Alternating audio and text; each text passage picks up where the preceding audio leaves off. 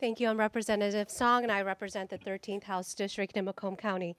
There are three groups of people that this constitutional amendment is going to harm the most. Number one, senior citizens, thousands of whom have voted for more than half of their lives and voted absentee a number of years because they lack access to transportation and or are disabled.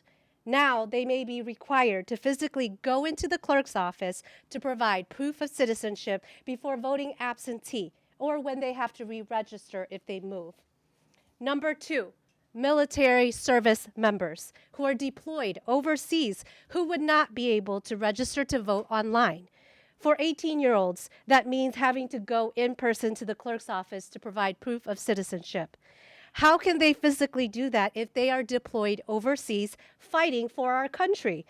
And under this constitutional amendment, they would have 7 days to provide proof of citizenship. Number three, married American women. Make no mistake, this smells like a pink poll tax. That burdens women to pay for and produce multiple forms of documents before being able to vote. Because women marry and they change their last names to their spouses. Their last name no longer matches up with their birth certificate. Why are Republicans punishing millions of senior citizens, service members, and women over the actions of one individual? The Republican sponsor of this resolution also stated that he would work with the federal government, and I quote, customs to create a nationwide database for the purpose of checking and verifying citizenship.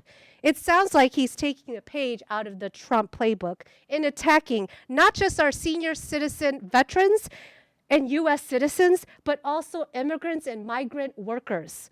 During testimony last Tuesday, he insulted Michiganders when he said they hadn't read the bill or were blatantly lying for speaking up against his resolution. We should be focused on the biggest issues that are hurting our residents the most, like lowering the cost of eggs, supporting students and teachers, and bringing good paying jobs back to Michigan. This is not how democracy works. This is blatant voter suppression happening right before our eyes. It's going to make it harder for every single citizen to vote in our state. These are unnecessary barriers being put between Michiganders and the ballot box. Voting is the single most important thing that our residents can do to ensure that their voice is being heard.